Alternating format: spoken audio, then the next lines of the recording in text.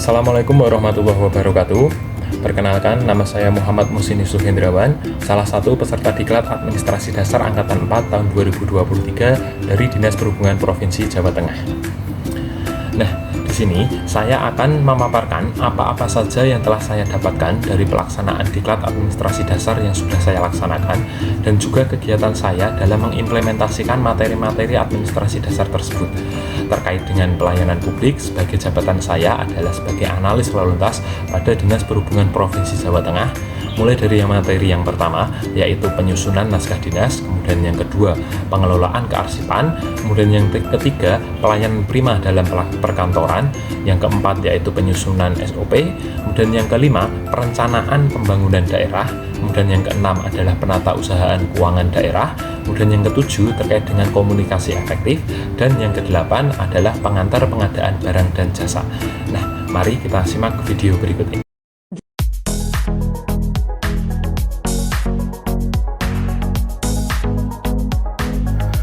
Terkait dengan penulisan naskah dinas, masih ada beberapa penulisan naskah dinas yang belum sesuai dengan ketentuan dalam Peraturan Gubernur Jawa Tengah Nomor 29 Tahun 2012, seperti halnya dalam pembuatan lembar disposisi dan juga daftar hadir. Nah, diharapkan ke depan semua pegawai di Dinas Perhubungan Provinsi Jawa Tengah dapat menyusun naskah dinas sesuai dengan format yang ada dalam Peraturan Gubernur Jawa Tengah Nomor 29 Tahun 2012.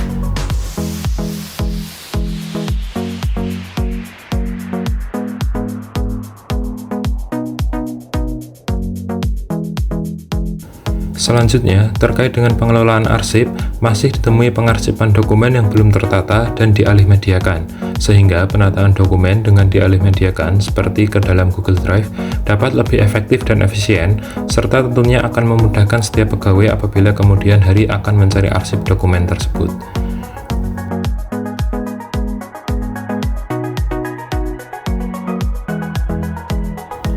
Di Dinas Perhubungan Provinsi Jawa Tengah, khususnya di bidang lalu lintas jalan, menyelenggarakan pelayanan terkait penerbitan persetujuan teknis analisis dampak lalu lintas.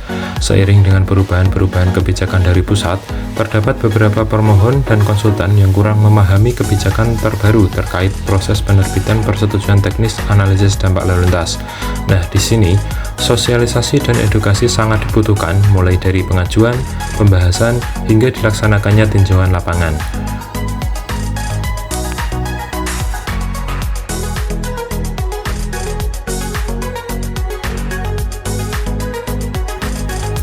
Dalam menyelenggarakan pelayanan terkait penerbitan persetujuan teknis analisis dampak lalu lintas, tentunya kita berpedoman pada standar operasional prosedur. Namun, dengan adanya kebijakan baru yang di dalamnya terdapat perubahan dalam kategori maupun alur pengurusan, tentunya juga harus ada penyesuaian terhadap SOP yang sudah ada untuk memaksimalkan pelayanan kepada masyarakat. Nah, di sini penulis melakukan koordinasi dengan atasan terkait dengan rencana penyusunan SOP yang baru supaya pelayanan dapat berjalan sesuai dengan kebijakan yang baru.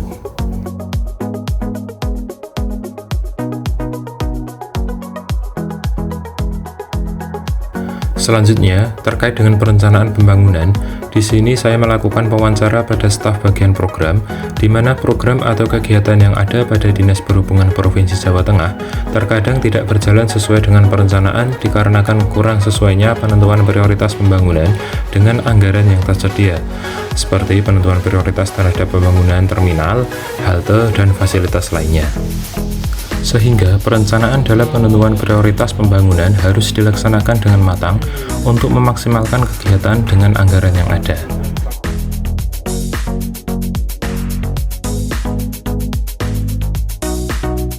Dalam hal penata usahaan keuangan daerah, sering terlambatnya pegawai dalam memberikan laporan pertanggungjawaban kegiatan kepada bendahara, sehingga menghambat proses pelaporan pertanggungjawaban.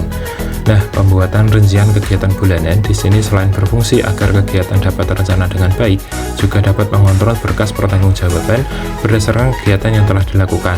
Rincian kegiatan tersebut selanjutnya disampaikan kepada bendahara bersama dengan dokumen pertanggungjawaban yang telah lengkap.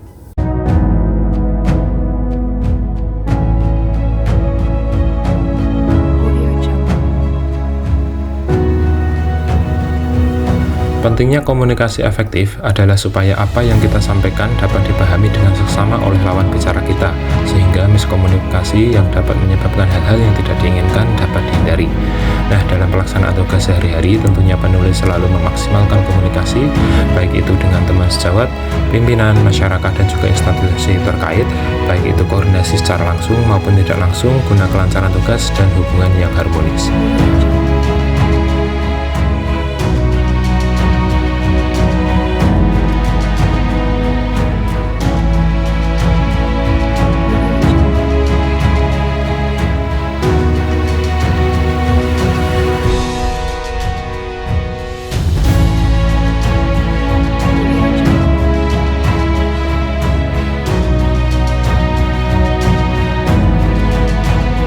Selanjutnya, terkait dengan pengantar pengadaan barang dan jasa pemerintah, penulis saat ini masuk dalam tim pengadaan barang dan jasa pada Dinas Perhubungan Provinsi Jawa Tengah sesuai dengan keputusan Kepala Dinas Perhubungan Provinsi Jawa Tengah nomor 027/3/2022.